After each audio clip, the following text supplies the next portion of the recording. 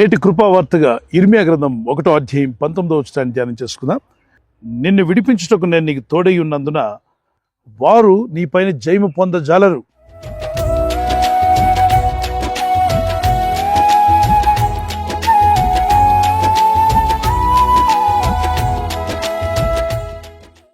ఇర్మియాతో ప్రభు అంటున్నాడు, నువ్వు భయపడవద్దు, నువ్వు ధైర్యంగా ఉండు.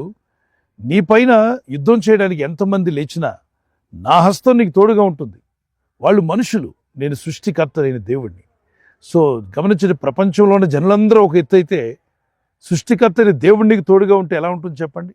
జయము నీదే. నీతో పోరాడుతున్న సమస్యలు కావచ్చు, మనుషులు కావచ్చు, శత్రువులు కావచ్చు, శోధనలు కావచ్చు, శ్రమలైన ఏవైనా కావచ్చు, వాటికి ఉన్న శక్తి సామర్థ్యాలను చూసుకుని నువ్వు భయపడద్దు.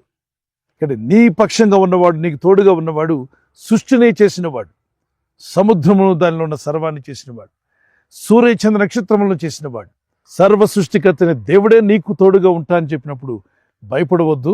వారు నీ మీద లేస్తారు, నీకు విరోధంగా యుద్ధాలు చేస్తారు, కానీ వారు జయము పొందజాలరు. కారణం నా హస్తం నీకు తోడుగా ఉంది అంటాడు. అందుకే ఇర్మియా గ్రంథం 1:19 వచనంలో ఏ విధంగా ఉంది?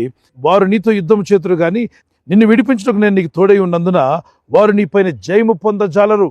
ఇదే యెహోవా వాక్కు అన్నాడు. చూడండి, భక్తులకు విరోధంగా భక్తిహీనులు లేస్తారు, నీతిమంతులకు విరోధంగా దుర్నీతి పరులు లేస్తారు, అవినీతి పరులు లేస్తారు. సో భక్తిహీనులు, దుర్నీతి పరులు, బుద్ధిహీనులు అనే మాటలు మనకు బైబిల్లో కనిపిస్తాయి. వీళ్ళ పనంతా భక్తి గల వారి మీద, నీతిమంతుల మీద, భయభక్తి కలిగిన వారందరి మీద ఎదురాడుతూ ఉంటారు. కనుక అటువంటి వారిని చూసి భయపడవద్దు. వారు నీతో యుద్ధం చేస్తారు కానీ వారు నీ పైన జయం పొందజాలరు. కారణం ఏంటంటే నా హస్తం నీకు తోడుగా ఉంటుంది, నేను విడిపిస్తాను, బాగు చేస్తాను.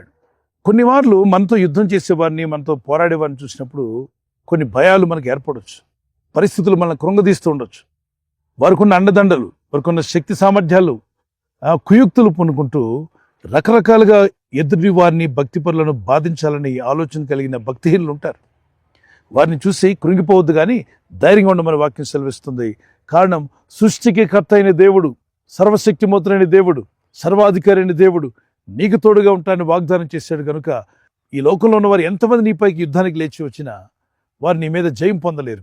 ఇకని నీ హృదయం దేవునికి తెలుసు, నీ భక్తి ఏంటో, నీ ప్రార్థన ఏంటో, నువ్వు ఎంత నమ్మదగిన వ్యక్తిగా ఉన్నావో మనుషులు అర్థం చేసుకోకపోయినా దేవుడు అర్థం చేసుకుంటాడు.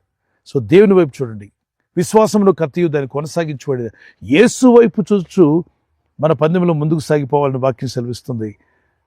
దేవుని కృప, దేవుని కనికరం మీకు తోడై ఉండి మీకు ఎదురయ్యే ప్రతి యుద్ధంలో గొప్ప జయాన్ని ప్రభు అనుగ్రహించును గాక. యుద్ధము యెహోవాదే అనేటువంటి ఒక చిన్న పల్లవి పాడుకుందాం. యుద్ధము యెహోవాదే, యుద్ధము యెహోవాదే, యుద్ధము యెహోవాదే, యుద్ధము యెహోవాదే. రాజులు మనకెవ్వరు లేరు, శూరులు మనకెవ్వరు లేరు. రాజులు మనకెవ్వరు లేరు, శూరులు మనకెవ్వరు లేరు. సైన్యములకు అధిపతి అయిన యేసయ్యా మన అండ. యుద్ధము యెహోవాదే, యుద్ధము యెహోవాదే, యుద్ధము యెహోవాదే, యుద్ధము యెహోవాదే.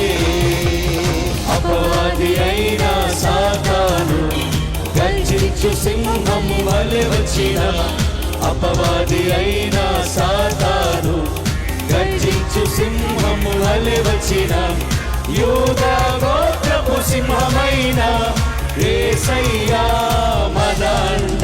యుద్ధము యెహోవాదే, యుద్ధము యెహోవాదే, యుద్ధము యెహోవాదే, యుద్ధము యెహోవాదే. నీకు విరోధంగా రూపింపండి ఏ ఆయుధము వర్ధిల్లదని ప్రభు చెప్పిన మాటను జ్ఞాపం చేసుకునండి. యెషయా 54:17 వచ్చిన ప్రకారంగా. సో ఏది ఎంత మాత్రం మీకు హాని చేయదని లూకా 10:19 ప్రభు అన్నాడు. క్రీస్తు యేసునందున్న వారికి ఏ శిక్ష విధి లేదని బ్రహ్మపత్రిక 8వ అధ్యాయం 1-2 వచనాలు ఉన్నాయి. చిన్న ప్రార్థన చేసుకుందాం. పరిశుద్ధమైన మా ప్రియ తండ్రి, నీ ప్రజలపై ఎంతమంది యుద్ధం చేస్తున్నా అయ్యా, నీ ప్రజలమైన మాకు మీరు తోడుగా ఉన్నట్లయితే, ఎంతమంది మాకు విరోధంగా లేచినా మమ్మల్ని భయపడొద్దన్నావు. కారణం నీ పైన జయించలేరన్నావు. ఇదిగో నా ప్రభావం, మీరు మాకు తోడుగా ఉన్నందుకు స్తోత్రం.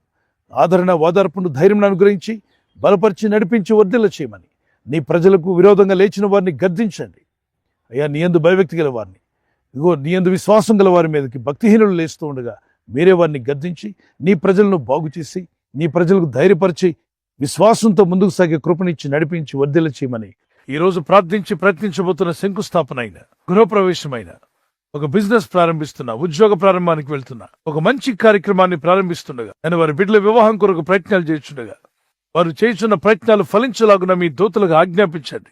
ఎవరైనా హాస్పిటల్లో ఉన్నా, ఐసీయూలో ఉన్నా, ప్రభు ఎవరైతే సీరియస్ కండిషన్ లో ఉండి బాధపడుతున్నారో వారికి యేసు నామములో స్వస్థతను అనుగ్రహించండి. ఇది ఒక బలహీనత వల్ల కృంగిపోయిన వారిని లేవనెత్తండి. మీ గాయపడిన హస్తమును చాపి వారికి ఉన్న సకల రోగాల నుండి విడుదల ఇచ్చేయి. వారిని లేపి నడిపించడాన్ని సాక్షులుగా నిలబెట్టుకోండి. ఈ ఉదయకాలం ప్రతి రోగి యేసు నామములో స్వస్థత నొందునుగాక. తండ్రి, ఈ దినం ఎవరైతే ప్రయాణమై వెళ్ళబోతున్నారో, అది రైలు మార్గమైనా, ఆకాశ మార్గమైనా, బస్సుల్లో, వాహనాల్లో ఎక్కడ ప్రయాణం చేస్తున్నా, రోడ్డు మార్గంలో ఏ వాహనంలో వారు ప్రయాణం చేస్తున్నా, నీ ప్రజలకు కాపాడే దూతలను పంపండి. ఉదయం బయలుదేరి సాయంకాలం ఇంటికి వచ్చేంత వరకు నీ కాపుదల, కాపాడే దూతల యొక్క సహాయము నీ ప్రజలకు దయచేయమని అడుగుతున్నారు. ఈ ఉదయకాలం ఎందరైతే బాధల్లో ఉన్నారో వారందరూ కూడా విడిపిస్తూ మీ కనికరం చొప్పున వారిని బలపరచమని క్రీస్తు యేసు నామములో అడుగుచున్నాను నా పరలోకపు తండ్రి. Amen, amen.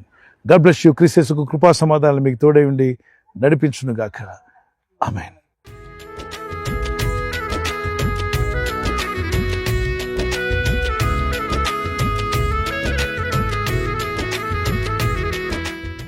బర్త్డే జరుపుకున్న వారికి హ్యాపీ బర్త్డే టు యూ.